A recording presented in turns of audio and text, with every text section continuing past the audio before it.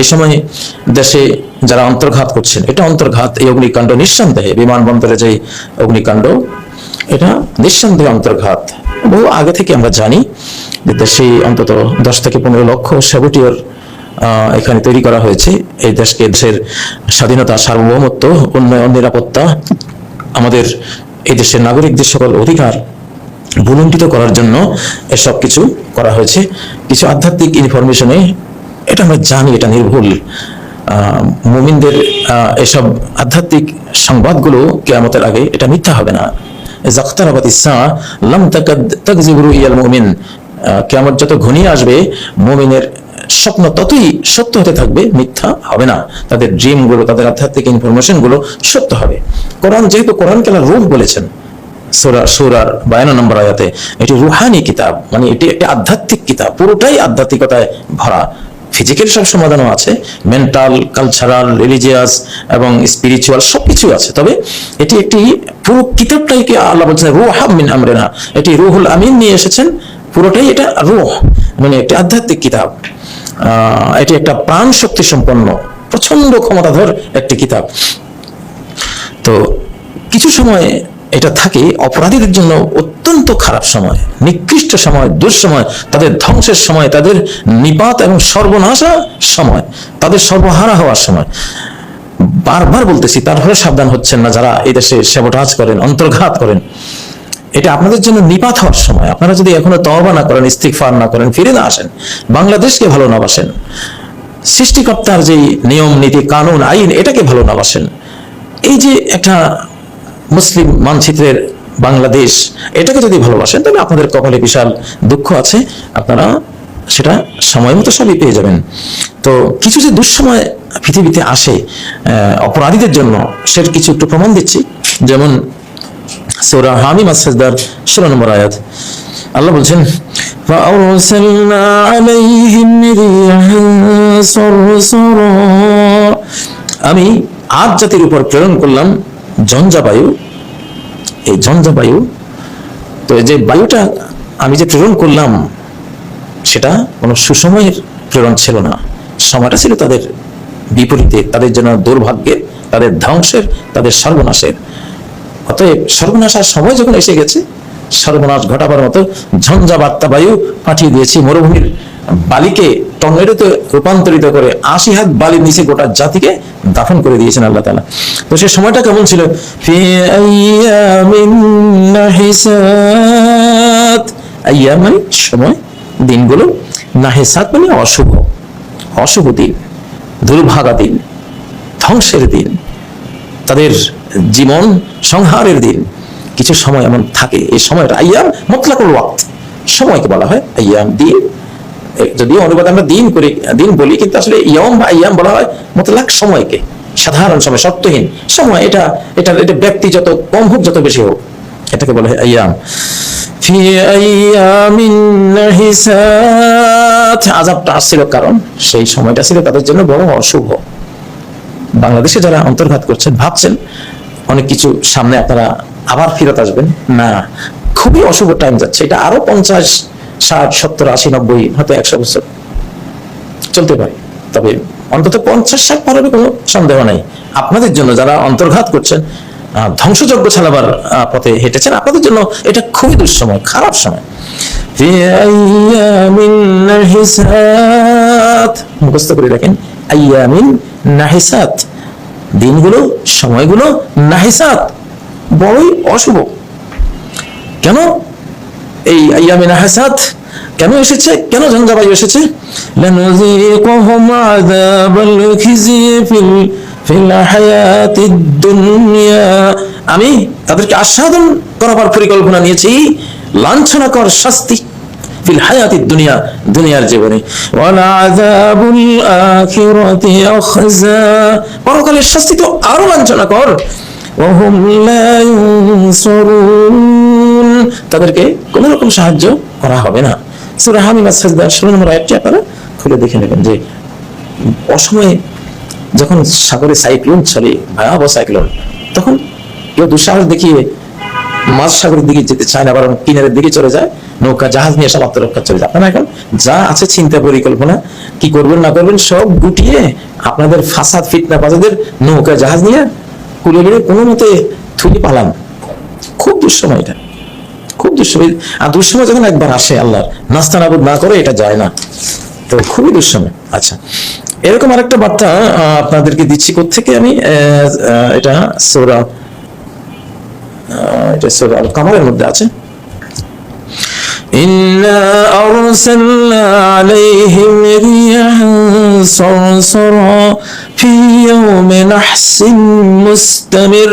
ইয়াউমি নাহসিন মুস্তামির, আমি ঝঞ্ঝা বায়ু, ঝড়ো হাওয়া, টর্নেডো তাদের বিরুদ্ধে প্রেরণ করলাম। ফি ইয়াউমি নাহসিন মুস্তামির, অব্যাহত অমঙ্গল ঘটার সময়ে, অব্যাহত অমঙ্গল সময়ে।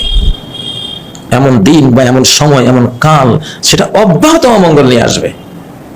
2024 পরবর্তী বাংলাদেশে অব্যাহত অমঙ্গল চলবে। সন্ত্রাসীদের জন্য, সাবোটাজকারীদের জন্য, অন্তর্ঘাত সৃষ্টিকারীদের জন্য, আল্লাহর নিয়ম কানুন বিরোধী, বাংলাদেশ বিরোধী, আমাদের এই বাংলা ভাষার এই মানুষগুলোর বিরোধী, এই মানচিত্র বিরোধী যারা, অব্যাহত ইনশাআল্লাহ অশুভ এবং অমঙ্গল চলতে থাকবে। সাংঘাতিক দুঃসময় এই সময়টা, যারা এগুলি করছেন আপনাদের জন্য। আর বিপরীতে যারা এদেশকে ভালোবাসেন, বাংলাদেশকে ভালোবাসেন, আল্লাহকে ভালোবাসেন, আল্লাহর দ্বীনকে ভালোবাসেন, তাদের জন্য এটা সুসময় ইনশাআল্লাহ। এই সময়টা ভালোদের জন্য খুবই একটি সুসময়, মঙ্গলময় সময়, ভালো সময়, বিজয়ের সময়।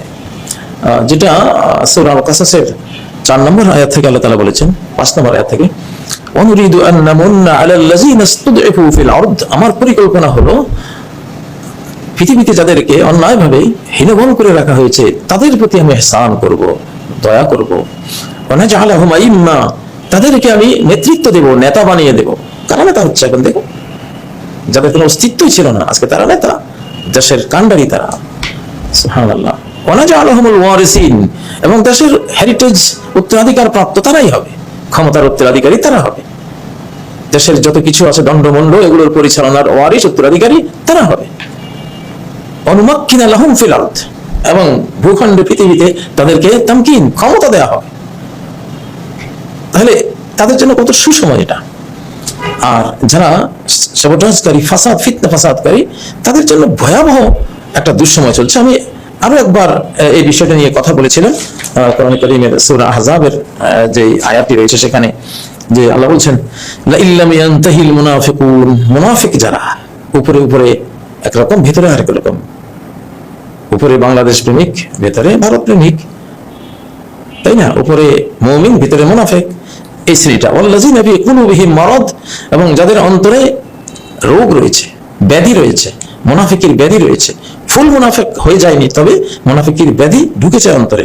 ওয়াল মুরজিফুনা ফিল মাদিনা, আর দেশে শহরে যারা মিথ্যা সংবাদ প্রচার করে, ত্রাস সৃষ্টি করে বেড়ায়, সাবোটাজ করে বেড়ায় যারা, তাদের একটা পরিণতি কি? লানুযিয়ান্নাকা বিহিম, আমি অবশ্যই তোমাকে লেলিয়ে দেব তাদের উপরে। ثم لا يجاورونك فيها إلا قليلا, তারপর এই শহরে, এই দেশে তারা আর সামান্য সময় ছাড়া তোমার প্রতিবেশীর ভেতরে থাকতে পারবে না। কেন থাকতে পারবে না? মানচিত্র থেকে, পৃথিবী থেকে বিদায় করে দেওয়া হবে। মালউনিন, লানত প্রাপ্ত হয়ে, আইনামা সুকিফু, যেখানেই পাওয়া যাবে, উখিযু, পাকড়াও করা হবে। পৃথিবীতে এখন পালাবার কোনো জায়গা নেই, যেখানে পালাবেন হয়তো একটু দেরি হবে, সময় মতো ঠিকই ধরে আনা হবে। ও কুতিলু তাকতিলা, তাদেরকে মৃত্যুদণ্ড প্রদান করা হবে সমুচিতভাবে, বিচারিকভাবে তাদেরকে মৃত্যুদণ্ড প্রদান করা হবে। সূরা আহজাব 61 নম্বর আয়াত। এই আয়াতটা আপনারা দেখে নেবেন যারা এসব করছেন। আর আরেকটা ভয়াবহ আধ্যাত্মিক ইনফরমেশন, যেটা কেউ যদি এটা বিশ্বাস করে তার জন্য মঙ্গল হবে, বাংলাদেশে এখন সূরাতুল লাহাব কার্যকর আছে। আপনারা জানেন কোরআনের প্রত্যেকটা সূরাই জিন্দা, জীবিত, এক এক সূরার এক একটা ভূমিকা আছে পৃথিবীর শাসন এবং পৃথিবীর নিয়ন্ত্রণে। বাংলাদেশে এই সূরাটি এখন কার্যকর আছে। তাব্বাত ইয়াদা আবি লাহাবিন ওয়া তাব, এটা আমি আরেকদিন বলেছি। ধ্বংস হোক আবু লাহাবের দুহাত, এবং ধ্বংস হোক সে নিজে। মা আগনা আনহু মালুহু ওয়া মা কাসাব, কিছুই কাজে আসবে না তার সম্পদ আর তার জনবল যা সে উপার্জন করেছে, সন্তান সন্ততি। সায়াসলা নারান, শীঘ্রই জ্বলবে সে আগুনে, যাত লাহাব, লেলিহান শিখা বিশিষ্ট। ওয়া মুরাতুহু, এবং তার স্ত্রীও। এই পুরুষ শক্তিটা আল্লাহ বিরোধী, দিন বিরোধী, দেশ বিরোধী। এই পুরুষ শক্তি এবং নারী শক্তি দুটোই সর্বনাশ হয়ে যাবে। হাম্মালাতাল হাতাব, সে চুগলি বহনকারী বা জ্বালানি কাঠ বহনকারী। ফি জিদিহা, তার গলায় হাবল, রজ্জু বা রশি, মিন মাসাদ, শক্তভাবে পাকানো আঁশের, মানে ফাঁসি। এই সূরাটি বাংলাদেশে কার্যকর রয়েছে। তো একে তো এই সূরা কার্যকর রয়েছে, দ্বিতীয়ত খুবই দুঃসময় অপরাধীদের জন্য, সাবোটাজকারীদের জন্য, আল্লাহ বিরোধী মুমিন মুসলিম বিরোধীদের জন্য, সাবোটাজকারীদের জন্য। এবং এটি আল্লাহর নেককার বান্দাদের জন্য খুবই একটা সুসময়। অতএব এই সময়ে যারা এসব করছেন তারা ভয়াবহ পরিণতির অপেক্ষায় থাকুন। বাংলাদেশের বর্তমান সরকারকে দুর্বল ভাববেন না, এটা দুর্বল মানুষদের সরকার, বুড়োদের সরকার অধিকাংশ। কিন্তু এই সরকারটা ডাইরেক্ট ফেভার পাচ্ছে, সহায়তা পাচ্ছে আকাশের মালিকের, পৃথিবীর মালিকের, সর্বশক্তিমান আল্লাহর সহায়তা যে পাচ্ছে। আমি বারবার বলেছি বিভিন্ন বক্তৃতায়, বাংলাদেশের এবারে যে বর্ষা, এটা বিগত 50-52 বছরে ছিল না, হারিয়ে গিয়েছিল। আল্লাহ এটা তুলে নিয়েছিলেন, আবার আল্লাহ ফেরত দিয়েছেন 24 পরবর্তী বাংলাদেশে। আর বৃষ্টি, পানির অপর নাম জীবন। দেখুন, এই বৃষ্টি ফেরত আসার কারণে বাংলাদেশে হারিয়ে যাওয়া দেশি মাছগুলি বাজার ভরে যাচ্ছে। সেই ছোট ছোট মাছ, শোল মাছ, কই মাছ, টাকি মাছ, শিং, মাগুর, এটা সেটা, মানে মাটি যখন কীটনাশক মুক্ত হচ্ছে, বৃষ্টিপাতের কারণে পরিষ্কার পানি হচ্ছে, মাছদের জীবন ফেরত আসছে। প্রচুর পরিমাণে মাছের ফোনা এবার হয়েছে। হয়তো আগে ভাতে মাছে বাঙালির সেই পরিস্থিতি আল্লাহ আবার ফেরত আনছেন। মানে কি, 24 পরবর্তী বাংলাদেশিদের জন্য, সরকারের জন্য, জনতার জন্য আল্লাহ ফেভারে কাজ করছেন। সুবহানাল্লাহ। এবার দেখবেন ইনশাআল্লাহ শীতকালে একটা আসবে, আমাদের আগের যুগে সে পিঠা খাওয়া শীতকাল, কত রকমের শীতকালের পিঠা, শীতকালের জুব্বা জাব্বা গায়ে দিয়ে একটু আমরা যে আগুন পোহাতাম, তারপরে অনেক আনন্দ শীতকালে হয়। তো শীতকালের প্রাপ্তিটা তো বিশাল, সেটাও আসতেছে ইনশাআল্লাহ। মানে রিফর্ম হচ্ছে সবকিছু। আল্লাহ তাআলা সৃষ্টি জগৎকেই তিনি সংশোধনে হাত দিয়েছেন। তাহলে সৃষ্টি জগতের সেরা যে মানুষ, তাদেরকে সংশোধন করবেন না? অবশ্যই করবেন। এখন এই সংশোধন করতে গিয়ে যেগুলো পচা আলু, বস্তার ভিতরে পচা আলু থাকলে আলু ব্যবসায়ীরা করে কি, তাড়াতাড়ি পচা আলুগুলো ফেলে দেয়, যাতে করে ভালোগুলো পচিয়ে না ফেলে। আল্লাহ তাআলা সেটাই করবেন। যেগুলি পচা, সমাজ পছায়, দেশকে পছায়, জাতিকে পছায়, এগুলোকে এখন মৃত্যু দিয়ে আল্লাহ তাআলা পৃথিবী থেকে সরিয়ে দেবেন। সেই সময় কিন্তু চলছে এখন। তো এই জন্য পৃথিবী, যেমন সৌদি আরবে 125 কিলোমিটার লম্বা সোনার পাহাড়, স্বর্ণের পাহাড়, যেটা হাদিসে আছে যে ফোরাত প্রকাশ করে দেবে স্বর্ণের পাহাড়। এই ফোরাত মানে মিষ্টি পানি, মিষ্টি পানি। আসলে এখন বুঝলাম এই হাদিসটা সঠিকভাবে, যে হ্যাঁ, যে ফোরাত তো নদীকেও বুঝে, আবার মিষ্টি পানিকে বুঝে। এখানে মিষ্টি পানি, প্রবল মিষ্টি পানি, অর্থাৎ বৃষ্টিপাতের প্রবল প্রবাহে আল্লাহ তাআলা যে আরব দেশে নদী সৃষ্টি করবেন, নদীর জন্য পলিমাটির একটা স্তর নিচে, অনেক নিচে গভীরে লাগবে, সেটা ডাস্টগুলোকে নিচে নিয়ে সেখানে স্তর তৈরি করছেন।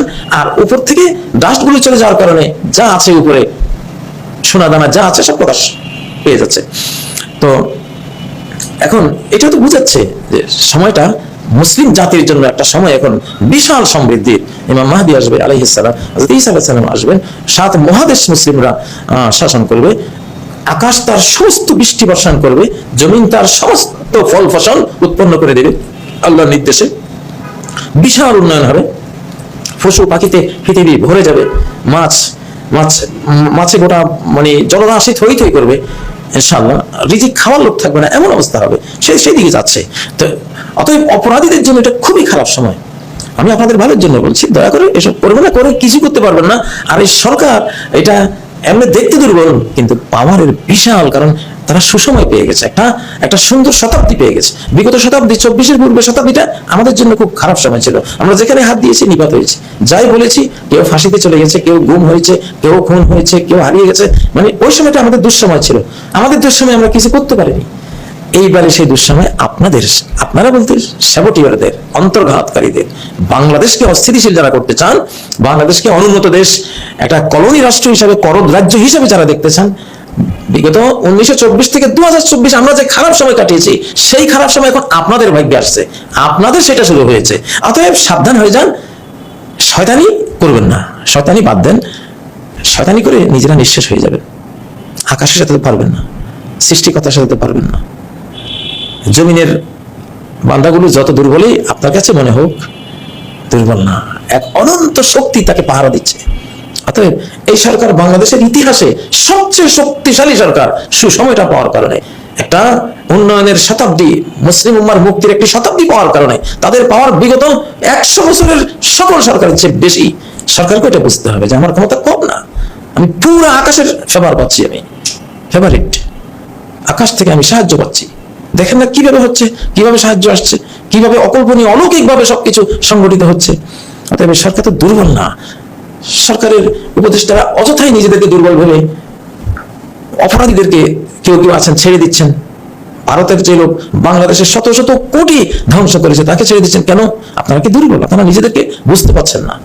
আপনাদের হাতে বিশাল শক্তির ভান্ডার, এখন অপরাধীদের হাতে কোনো শক্তি নেই, ওরা সিস্টেমেটিকলি সাইজ হয়ে যাবে। এখন আল্লাহ তাআলা আমাদের সরকারকে তার শক্তি বুঝার তৌফিক দান করুন, এবং অপরাধী যারা অপরাধী থাকতে চান, অপরাধ করতে চান, তাদেরকে তাদের এই দুঃসময়, এই অসময়, এই অশুভ সময়, অমঙ্গল সময় সম্পর্কে তাদের সতর্ক থাকা উচিত। এটা ডাইরেক্ট কোরআন থেকে বললাম। অপরাধীদের জন্য কিছু অসময় আসে, যেটা এসেছে নূহের জাতির জন্য এসেছে। সেই সময় নূহ আলাইহিস সালামের পুত্র হাজার সাথীও মরে গেছে, বাঁচতে পারেনি। ফেরাউন জাতির উপরে এসেছে, নমরুদ জাতির উপরে এসেছে, তারপরে আদ জাতির উপরে, সামুদ জাতির উপরে, শুআয়ব আলাইহিস সালাম জাতির উপরে, লূত আলাইহিস সালাম জাতির উপরে। যখন দুঃসময় আসে তখন আর যত কিছু করবেন ধ্বংস হয়ে যাবেন। প্রত্যেকটা মুক্তির জন্য যা করবেন সেটাই আপনাকে শেষ করে দিবে, উন্নয়নের জন্য যেটা করবেন সেটাই আপনাকে পতন ঘটিয়ে দেবে। সেই অসময় শুরু হয়ে গেছে আপনাদের জন্য 24 পরবর্তী। অতএব এই দেশে আপনারা কিছু করার চেষ্টা করবেন না, যদি করেন দায়িত্ব আপনাদের, দায় আপনাদের, সাজাও আপনারা পাবেন। তখন আসলে আমরা যে বললাম না সে আফসোসটা থাকবে না, বলে দিলাম তো আলহামদুলিল্লাহ। আল্লাহ তাআলা তৌফিক দিন। সুবহানাকাল্লাহুম্মা ওয়া বিহামদিকা আশহাদু আল্লা ইলাহা ইল্লা আনতা আস্তাগফিরুকা ওয়া আতুবু ইলাইক। আসসালামু আলাইকুম ওয়া রাহমাতুল্লাহি ওয়া বারাকাতুহু।